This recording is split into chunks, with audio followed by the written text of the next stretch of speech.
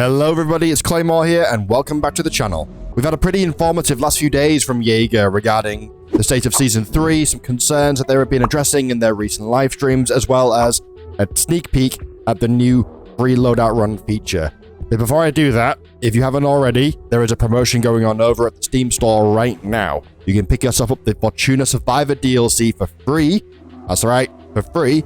You get a really cool new skin, a knife, and 250 Aurum. Nice bunch of free stuff for you. Make sure you go pick it up before the 7th of February. That's when the offer ends. Free stuff. We always like it. With that out of the way, onto the Season 3 news I've got for you. So, first things first, we were given a bit of footage to play around with regarding the free Loadout Run feature that will be coming in Season 3. And I have a pretty comprehensive explanation for you regarding how it works.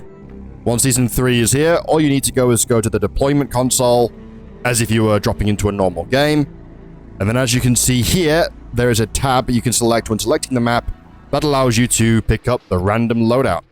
The random loadout itself can be composed of gear ranging from common all the way up to rare, and weapons that you are given may also have a chance of having either green or rare attachments on them also. Once you drop and use the loadout, you can play as normal, and if you extract, you get to keep every single thing, including the loadout. There will be a cooldown on this though, so you can't do this over and over and over again. Regardless, it's a much loved feature. Certain games have adopted this kind of free loadout run before, and I really appreciate Jaeger for including this. This is going to really help newer players get into the game, learn the game, and above all, free stuff. If you extract, of course. Next up, I wanted to talk to you and TLDR some points from their recent live stream. I've generally TLDR'd and summarized all these points for you, so if you wanted some more details, make sure you head up over to Jaeger Development's page on Twitch, and also Jaeger's YouTube channel to check out the VOD and get all the juicy tidbits there. Either way, let's begin. There were a few main key points during the stream that they spent a lot of time talking about.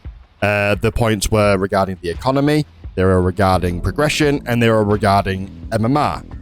Regarding the economy part, they did go into lengths explaining that they are taking this very seriously. Obviously, things will change and tweak as the season progresses, and they keep an eye on how much gear is in the economy, K-marks, etc.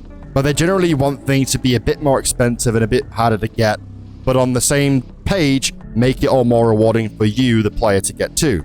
They want endgame stuff to be harder to get, and there you go, they want it to be more gratifying to get. So, with a little bit of luck, we'll finally get some love to exotic and legendary gear. It sounds like they're really hard at work on it, and I'm looking forward to seeing more.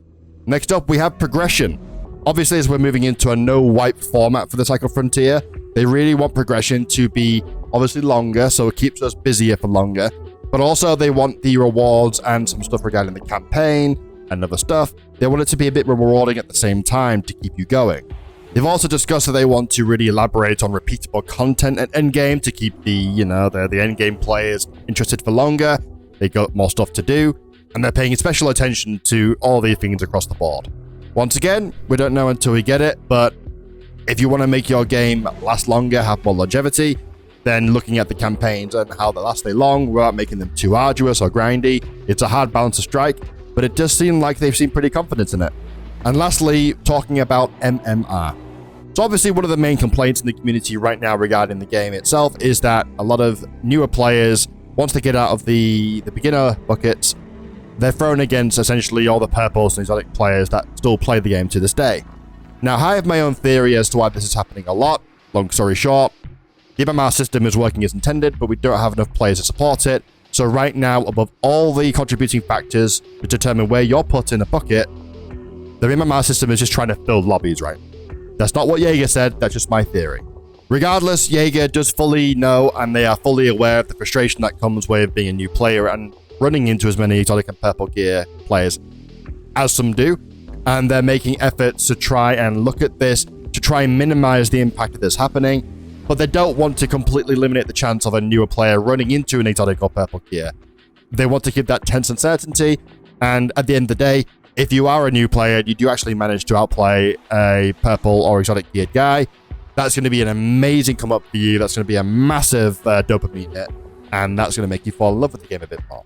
Regardless, it is something they're working towards, and it is something that they want to try and get in place ready for Season 3. They want to try and protect newer players a little bit more, a little bit longer, but then they do want to throw you into the fray, just not running into as many brutes as much. And just to add as well onto the end there, wasn't a huge talking point, but they did cover it. They talked a bit about optional wiping, or a prestige system, I guess would be more a common way to refer it. This isn't quite in full development yet. They're still drafting up ideas. Essentially, they want to try and make something that's unique to the Cycle Frontier without carbon copying something else from another game. Obviously, as we know, Jaeger like to try and keep things as close to their own chest as possible. But they are fully aware of the potential exploits, and they don't want to bring out a system that will have these exploits. They want to try and bring out a robust, well-rounded system that works across the board and won't be abused. That's it for now, though, guys. Hopefully you found this video informative. The next video I'll be releasing regarding Cycle will be a general talking piece about my honest thoughts and opinions regarding Season 3, big changes, the no wipes, etc., and what I think needs to be in place, ready, fixed, changed, whatever, to make Season 3 really properly successful. Either way, I'll see you in the next video. Take care, stay safe, love you all, and peace.